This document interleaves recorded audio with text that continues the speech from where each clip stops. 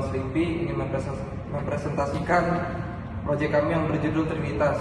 Perkenalkan diri dari saya, nama Lemuel Ramswal Tambunan dengan NIM 19242282. Dan saya Farel Timothy David Terluba dengan NIM 1924140. Saya Grace Octavia Romain Simajuta dengan NIM 1924167. Saya dengan Christian Sregar dengan NIM 19240973. Saya Sarabila Nurbalat dengan NIM 1924195. Trinitas merupakan salah satu ajaran paling mendasar dalam iman Kristen yang seringkali juga menjadi bagian yang paling sulit dipahami, baik oleh umat Kristen sendiri maupun oleh orang yang tidak seiman. Secara sederhana, Trinitas mengajarkan bahwa Tuhan itu satu, tetapi dinyatakan dalam tiga pribadi, yaitu Bapa, Anak, dan Roh Kudus. Ketiganya bukanlah tiga Tuhan yang berbeda, melainkan satu kesatuan yang utuh dalam satu hakikat ilahi. Artinya, meskipun disebut tiga pribadi, mereka tidak terpisah atau berdiri sendiri-sendiri, melainkan saling berkaitan dan tidak dapat dipisahkan satu sama lain. Konsep ini memang tidak mudah dijelaskan dengan logika manusia karena berbicara tentang sesuatu yang melampaui pemahaman manusia, yaitu hakikat Tuhan sendiri. Dalam kehidupan sehari-hari, banyak orang mencoba menjelaskan Trinitas dengan berbagai analogi agar lebih mudah dimengerti. Misalnya ada yang mengibaratkan Trinitas ini seperti air yang bisa berbentuk cair, es, dan juga uap, tetapi tetap merupakan air yang sama. Ada juga yang mengibaratkan seperti matahari yang memiliki cahaya dan panas, namun tetap satu sumber yang sama. Meskipun analogi-analogi ini dapat membantu memberikan gambaran, sebenarnya tidak ada perumpamaan yang benar-benar sempurna untuk menjelaskan Trinitas karena Tuhan tidak dapat disamakan sepenuhnya dengan hal-hal di dunia ini. Oleh karena itu, pemahaman tentang Trinitas seringkali tidak hanya bergantung pada logika tetapi juga pada iman. Bagi orang yang memiliki pemahaman teologi yang lebih mendalam, Trinitas dipandang sebagai iman Kristen yang menunjukkan bagaimana Tuhan berelasi dengan manusia. Bapa dipahami sebagai pencipta, Anak sebagai penyelamat melalui Yesus Kristus, dan Roh Kudus sebagai penolong dan menyertai kehidupan manusia. Ketiga pribadi ini memiliki peran yang berbeda tetapi tetap satu dalam tujuan dan kehendak dari sudut pandang ini. Menjelaskan Trinitas kepada orang lain dianggap penting karena hal tersebut membantu memperkenalkan siapa Tuhan dalam iman Kristen.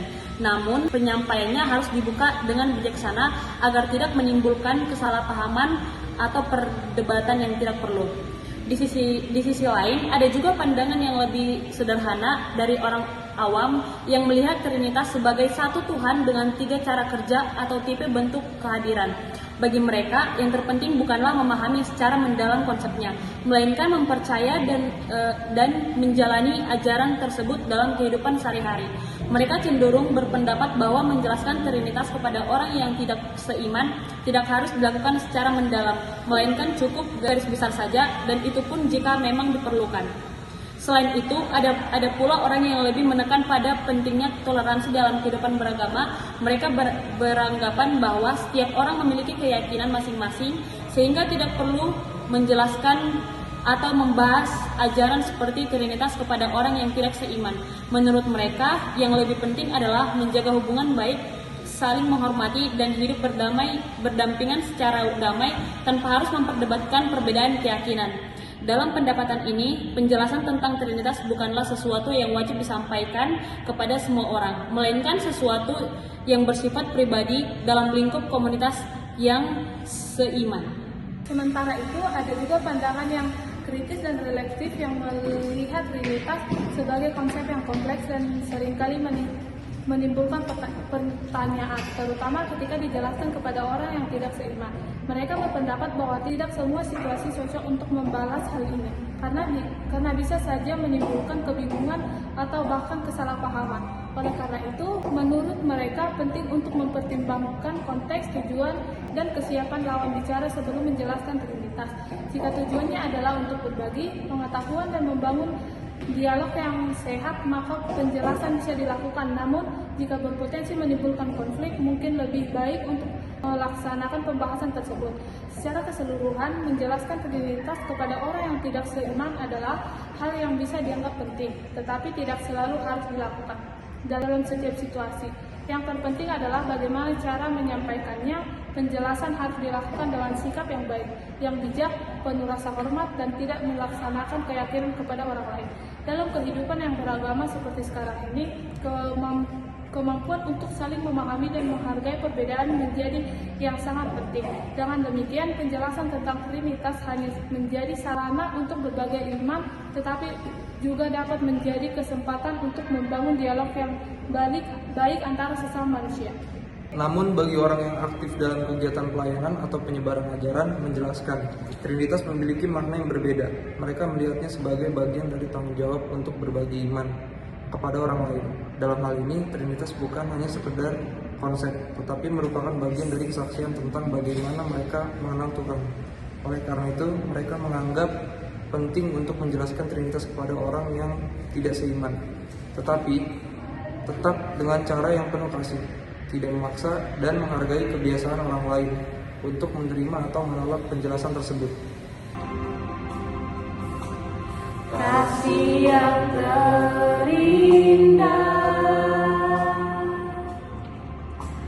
hati yang mulia,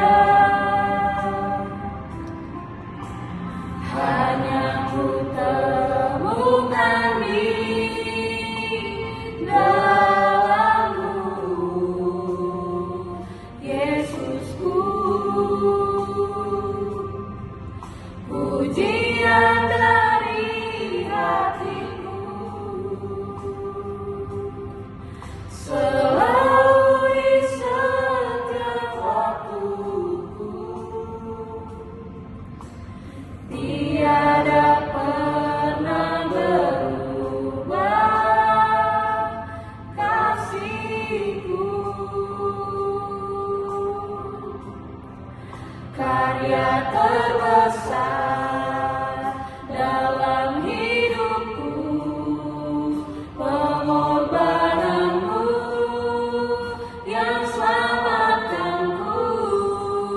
Engkaulah harta yang tak ternilai, yang ku miliki dan ku hargai. Yesus, Engkau ku kagumi.